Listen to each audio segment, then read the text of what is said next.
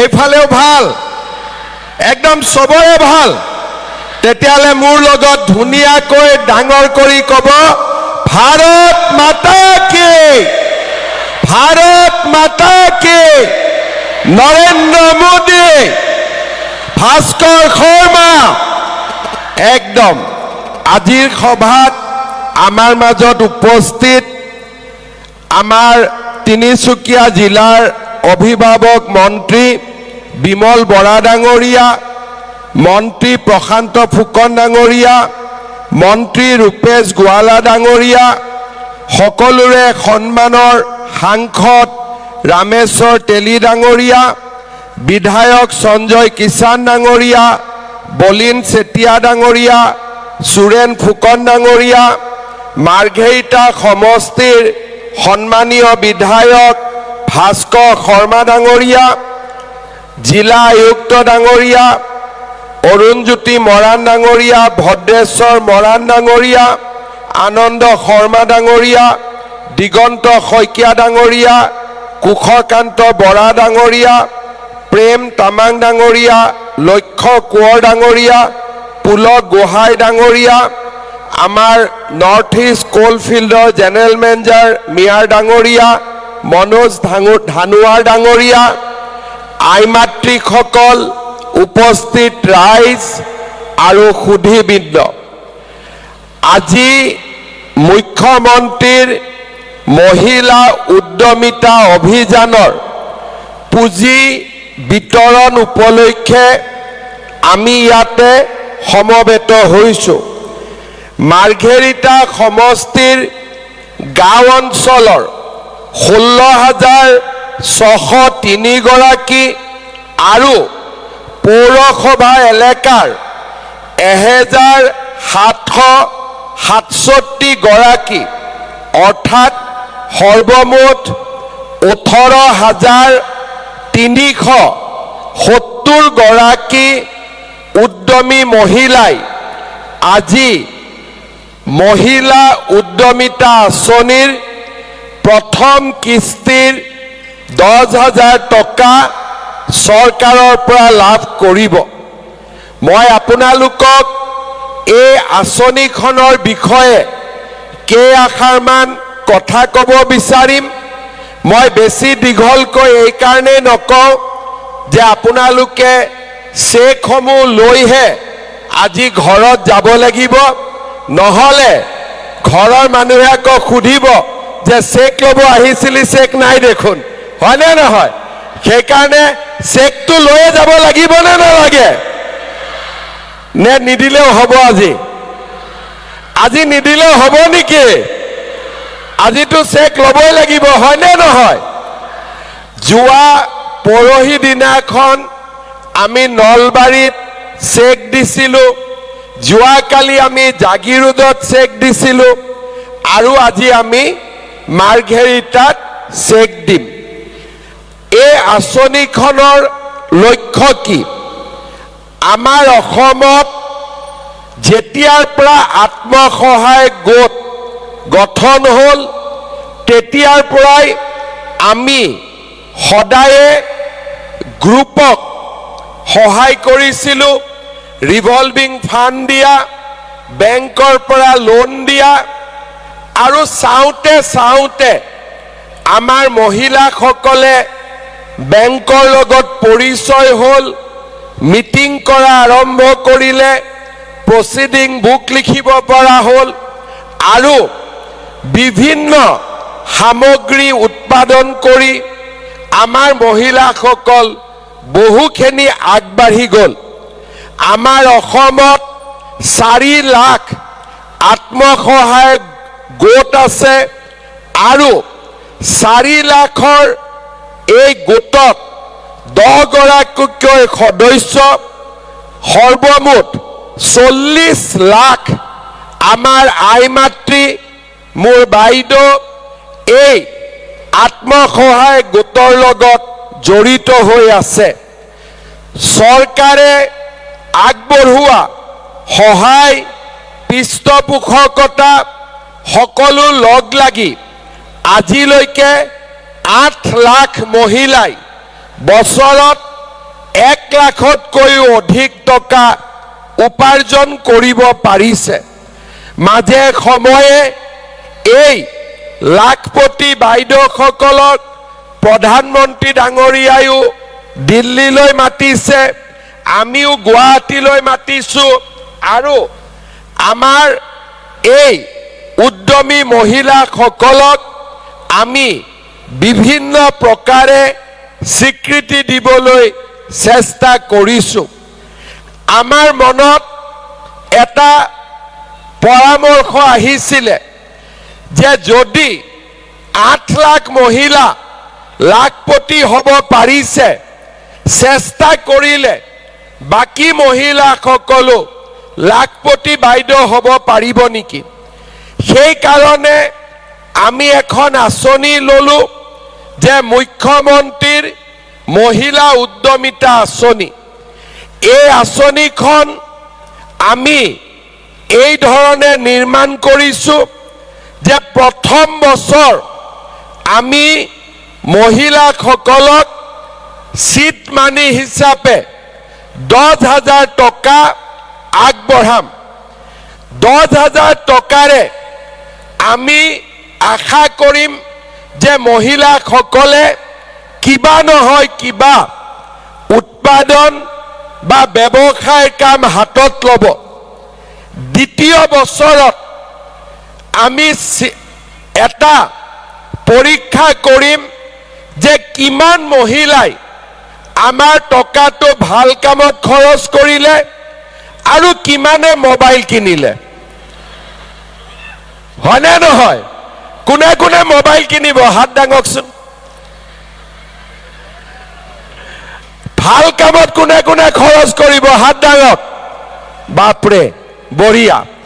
এতিয়া যিসকল মহিলাই 10,000 টকাটো ভাল কামত খৰচ কৰিব, তেওঁলোকক অহা বছৰ আমি 25,000 টকা আকৌ দিম। আমি 25,000 টকা চৰকাৰৰ পৰা দ্বিতীয় কিস্তি হিচাপে আগবঢ়াম। এই 25,000 টকাৰ 12,500 টকা বেংকে দিব, 12,500 টকা চৰকাৰে দিব, আৰু বেংকক সুদ দিব নালাগে, সুদৰ টকাও চৰকাৰে দিব। তাৰ পিছত আমি আকৌ পৰীক্ষা কৰিম যে এই 25,000 টকা ভাল কৰি ব্যৱহাৰ হ'লনে নে নাই হোৱা। যিসকল মহিলাই এই 25,000 টকাও ভাল কৰি খৰচ কৰিব, তেওঁলোকক চৰকাৰে আৰু বেংক দুইটাই লগ লাগি আমি আপোনালোকক আৰু 50,000 টকা এগৰাকীকৈ মহিলাক আমি দিয়াৰ ব্যৱস্থা কৰিম। তাৰ মানে প্ৰথমতে 10,000, 10,000ৰ পৰা 25,000, 25,000ৰ পৰা 50,000। এতিয়া ইমান দিনে আমাৰ কংগ্ৰেছৰ মানুহবোৰে কৈ ফুৰিছিল, এ ক'ত দিব 10,000 টকা, তহঁতক এনেই ঘূৰাই ফুৰিছে, কৈছিল নে নাই? আজি আপোনালোকে কংগ্ৰেছৰ মানুহবিলাকক গৈ ক'ব যে মামাই যদি কথা দিয়ে মামাই কাম কৰি দেখুৱায়। আৰু আজি যেনেকে মোৰ মুখেদি মই আপোনালোকক কৈছো যে আজি 10,000 টকা দিলো আৰু 25,000 টকা দিম মানে দিমেই। এতিয়া মোৰ কেইটামান পৰামৰ্শ আছে, আপোনালোকে ধুনীয়াকৈ শুনি লওক। আজি আমি 10,000 টকাৰ এখন চেক পাম। তাৰ পিছত এই টকাটো আমি কেনেকে খৰচ কৰিম, 3টা নিয়মত আমি এই টকাখিনি খৰচ কৰিব পাৰো। 10 গৰাকীৰ গ্ৰুপ আছে, যদি 10,000 টকা সকলো মহিলাই গ্ৰুপৰ একাউণ্টত দিয়ে, গ্ৰুপত বিজনেছ কৰে বা ব্যৱসায় কৰে, টকাটোৰ সৎ ব্যৱহাৰ হ'ব। কোনোবাই ক'ব নহয় আমি গ্ৰুপত নিদিও, আমি নিজে কিবা কৰিম, কোনো আপত্তি নাই। এই 10,000 টকা দি আপোনালোকে ঘৰত তাঁতশালৰ কাম কৰক, গাহৰিৰ কাম কৰক, কুকুৰা পোহক, গাই গৰু পোহক, আপোনালোকে পিঠা পনাৰ ব্যৱসায় কৰক, যি কৰক। মই ব্যৱসায়ত লাভ হ'ব লাগে বুলি কোৱা নাই, মাত্ৰ কৈছো ভাল কামত ব্যৱহাৰ কৰক। ভাল কামত ব্যৱহাৰ কৰিলেই হ'ল। কতো লাভ হ'ব লাগিব, নহ'লে 25,000 টকা নাপাম, সেইটো নহয়। ভাল কামত ব্যৱহাৰ কৰিলেই পিছলৈ আপোনালোকে 25,000 টকাৰ বাবে সিলেকশন হ'ব। কিছুমান মহিলাই মোক সোধে যে মোৰ হাজবেণ্ডৰ এখন দোকান আছে, মোৰ হাজবেণ্ডে সৰু সুৰা ব্যৱসায় কৰে, তাতে মই টকাটো দিব পাৰিম নে নাই? মোৰ তাতো আপত্তি নাই। ঘৰৰ যদি কিবা ব্যৱসায় আছে, সেই ব্যৱসায়ৰ কামত আমি যদি 10,000 টকাটো লগাই দিওঁ, তেতিয়াও আমাৰ আপত্তি নাই। তাৰ মানে গ্ৰুপত দিব পাৰো, নিজে ব্যৱসায় কৰিব পাৰো, নহ'লে আমাৰ স্বামীৰ ব্যৱসায়তো আমি এই টকাটো ব্যৱহাৰ কৰিব পাৰো। তাৰ মানে মাত্ৰ ভাল কামত টকাটো ব্যৱহাৰ কৰিলেই আপোনালোকে ভৱিষ্যতে 25,000 টকা আৰু পৰৱৰ্তী সময়ত আপোনালোকে 50,000 টকা লাভ কৰিবলৈ সক্ষম হ'ব। আমাৰ ASRLMৰ পৰা আৰু NURLMৰ ফালৰ পৰা আপোনালোকক 3 দিনৰ প্ৰশিক্ষণ দিয়াৰো ব্যৱস্থা কৰিব। গাঁৱতে আপোনালোকক নিজৰ গাঁৱতে প্ৰশিক্ষণ দিব আৰু আপোনালোকে সুন্দৰ কৰি এই টকাখিনি ব্যৱহাৰ কৰিব। শ্ৰদ্ধাৰ ৰাইজ, আপোনালোকৰ মনত আছে 2021 চনৰ ইলেকশ্যনৰ সময়ত আমি অৰুণোদয় আঁচনি আৰম্ভ কৰিছিলোঁ। তেতিয়া কংগ্ৰেছৰ মানুহবিলাকে কৈছিলে যে এইবোৰ ইলেকশ্যনৰ কাৰণে দিছে, ইলেকশ্যনৰ পিছত বন্ধ হৈ যাব। অৰুণোদয় বন্ধ নহ'ল। 830 টকাৰ পৰা 1,000, 1,000ৰ পৰা 1250। এইবাৰ গেছৰ চিলিণ্ডাৰৰ নামত আৰু 250 টকা। তাৰ মানে অৰুণোদয় গৈ 1,500 টকা হ'বগৈ। এনেকে যেনেকে মই অৰুণোদয় গছ পুলিডাল ৰুইছিলোঁ আৰু আজি অৰুণোদয় এডাল ডাঙৰ বটবৃক্ষত পৰিৱৰ্তন হ'ল। আজি অৰুণোদয় 36 লাখ মহিলাই লাভ কৰিব 17 ছেপ্টেম্বৰৰ পৰা। তেনেকৈ আজি আমি এই মহিলা উদ্যমিতা আঁচনিৰ যিডাল গছ পুলি ৰুলো, ইয়াক আমি 25,000 আৰু 50,000 টকালৈকে লৈ গৈহে আমি ক্ষান্ত হ'ম। তেতিয়ালৈকে আমি এই আঁচনি চলাই থাকিম। আপোনালোকে মাত্ৰ আশীৰ্বাদ কৰিবনে নাই? আশীৰ্বাদ সৰুকৈ হাত চাপৰি বজাইছে নেকি? আশীৰ্বাদ কৰিবনে নাই? কৰিব সঁচাই। যেতিয়া আপোনালোকে লগত থাকিব, তেতিয়া আমি অৰুণোদয়, মহিলা উদ্যমিতা, নিযুত মইনা, বিনা পইচাত চৰকাৰী চাকৰি, মুখ্যমন্ত্ৰীৰ আত্মনিৰ্ভৰ অভিযান, আজি আমি যিমান আঁচনিৰ কাম আৰম্ভ কৰিছো, কোনেও আগতে কেতিয়াও কৰিব পৰা নাছিল। আৰু আপোনালোকে আশীৰ্বাদ দিলে আমি আগলৈও এই ধৰণে আপোনালোকক আগবঢ়াই লৈ গৈ থাকিম।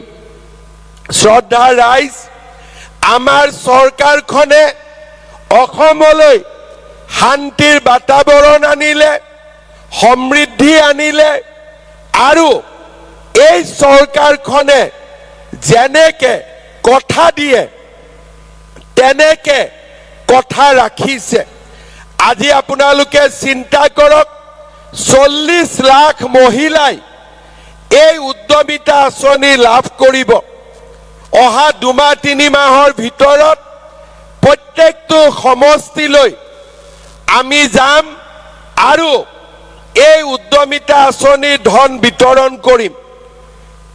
40 লাখ মহিলা 10,000 টকৈ টকা দিলে মোক 4,000 কোটি টকা লাগিব, আৰু যেতিয়া 25,000 টকা দিম তেতিয়া আমাক 10,000 কোটি টকা আমাক প্ৰয়োজন হ'ব, আৰু যেতিয়া 50,000 কৈ আমি টকা দিম তেতিয়া 20,000 কোটি টকা প্ৰয়োজন হ'ব। 4,000, 10,000, 14,000 লগত 20,000, তাৰ মানে সম্পূৰ্ণ আঁচনিখন আমি 34,000 34,000 crore আমি খৰচ কৰিব লাগিব, আৰু তাৰে প্ৰথম 10,000 টকা খৰচ কৰাৰ বাবে বা আপোনালোকক দিবৰ বাবে আজি আমি ইয়াত সমবেত হৈছো। তাৰ লগতে আপোনালোকে হিচাপ কৰক যে প্ৰত্যেক গৰাকী, প্ৰত্যেক পৰিয়ালক আমি যেতিয়া অৰুণোদয় আঁচনি দিওঁ তেতিয়াও মাহত আমাক 400 কোটি, তাৰ মানে বছৰত আমাক 4,800 কোটি টকাৰ প্ৰয়োজন হয়। তাৰ ওপৰত এইবাৰ অৰুণোদয় পৰিয়ালক আমি গেছ কিনিলেও আমি 250 টকা কৰি ৰাজ সাহায্য প্ৰদান কৰিম। আমাৰ ছোৱালীবিলাকে যেতিয়া কলেজত পঢ়িব গৈছে, হায়াৰ ছেকেণ্ডাৰীত প্ৰতি মাহত 12,500, প্ৰতি মাহত 1,000 টকা, ডিগ্ৰীত 12,500 টকা, আৰু হায়াৰ ছেকেণ্ডাৰীত 2,500 টকা, তাৰ উপৰি পিজিত 2,500 টকা। তাৰ উপৰিও 1 নৱেম্বৰৰ পৰা আপোনালোকে যেতিয়া ৰেচন কাৰ্ডত চাউল কিনিব, বিনা পইচাত চাউল পাব, তাৰ লগত আমি আপোনালোকক কম দামত দালিও দিম, চেনিও দিম, আৰু নিমখো দিয়াৰ আমি ব্যৱস্থা কৰিম। তাৰ মানে আজি আপোনালোকে চিন্তা কৰক, মোদী ডাঙৰীয়াই চাউল বিনামূলীয়াকৈ দিছে, আমি দালি কম দামত দিম, নিমখ কম দামত দিম, চেনি দিম, অৰুণোদয় দিছো, মহিলা উদ্যমিতা, ছোৱালীক পঢ়িবৰ কাৰণে ছোৱালীৰ পঢ়াৰ দায়িত্ব, গেছৰ খৰচ, আৰু অহা দিনবিলাকত আমি আপোনালোকৰ কষ্টবিলাক আৰু যাতে কমি গৈ থাকে তাৰ বাবে আমি চেষ্টা কৰি গৈ থাকিম। আগতেও চৰকাৰ আছিলে অসমত, কোনো চৰকাৰৰ দিনত মহিলাসকলৰ বাবে ইমান কষ্ট আৰু ইমান স্কিম আগতে কোনেও কেতিয়াও লোৱা নাছিলে। মই পুনৰ এবাৰ আপোনালোকক ধন্যবাদ জনাইছো, আৰু এটা কথাই কম যে আপোনালোকে আমাক আশীৰ্বাদ দিব, আমি যাতে অনাগত দিনতো এনেকৈ আপোনালোকৰ কাৰণে কাম কৰি গৈ থাকিব পাৰিম। আজি মাৰ্ঘেৰিটা সমষ্টিত ইমান ধুনীয়াকৈ এই সভাখন আয়োজন কৰা, আই মাতৃসকলক পুঁজি যোগান ধৰাৰ গোটেই ব্যৱস্থাৰ কাৰণে মই মাৰ্ঘেৰিটা সমষ্টিৰ বিধায়ক ভাস্কৰ শৰ্মা ডাঙৰীয়াক আকৌ এবাৰ ধন্যবাদ জনাইছো। ভাস্কৰ শৰ্মাক ইলেকশ্যনত জিকাবনে নাই? আপোনালোকে ইলেকশ্যনত জিকাবনে নাই? জিকাব। আপোনালোকৰ ঘৰত হাজবেণ্ড আছে, ল'ৰা ছোৱালী আছে, ভোটটো আপোনালোকৰ মতে দিবনে? মহিলাই ক'লে ভোট দিবনে নাই? ঘৰত হাজবেণ্ডৰ মতে ভোট হ'ব নে মহিলাৰ মতে ভোট হ'ব? কাৰ মতে ভোট হ'ব? পাক্কা মহিলাৰ মতে ভোট হ'ব? হ'ব। সকলোৱে ঘৰত বুজাব পাৰিব। বহুত বহুত ধন্যবাদ। এতিয়া মই আপোনালোকে আজি কেনেকে চেকখিনি পাব মই কৈ দিছো। আমি মঞ্চত ভিঅ'সকলৰ হাতত চেকখিনি দিম। ভিঅ'সকলে আত্মসহায়ক গোটৰ সভাপতিসকলৰ হাতত এতিয়াই লগে লগে চেকখিনি দিব আৰু আত্মসহায়ক গোটৰ সভানেত্ৰীয়ে আজিয়ে এতিয়াই ঘৰত যোৱাৰ আগতে লগে লগে চেকখিনি বিতৰণ কৰি দিব। বুজি পাইছে?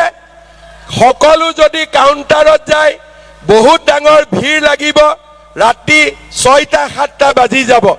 সেইকাৰণে আমি সহজতে কৰি দিছো। আমি ষ্টেজত মাতি আনি ভিঅ' বাইদেউৰ হাতত দিম।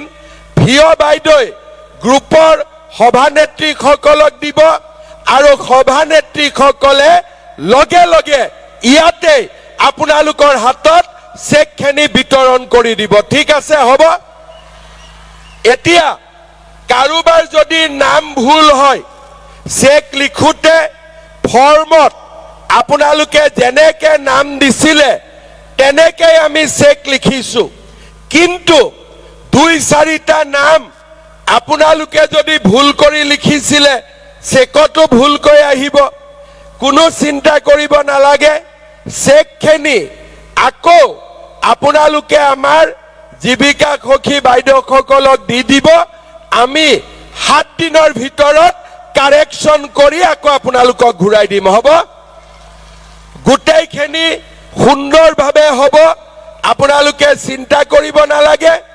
আৰু আমি সভা সামৰণি মৰাৰ লগে লগে ধুনীয়াকৈ পুঁজিখিনি বিতৰণ হৈ যাব। পুনৰ এবাৰ আপোনালোকক মই ধন্যবাদ জনালো, অভিনন্দন জনালো আৰু অহাবাৰ যাতে সকলোকে 25,000 টকা দিব পাৰো তাৰ কাৰণে আপোনালোকে আশীৰ্বাদ কৰিব, নিজেও ভাল কাম কৰিব। বহুত বহুত ধন্যবাদ। জয় হিন্দ, বন্দে মাতৰম।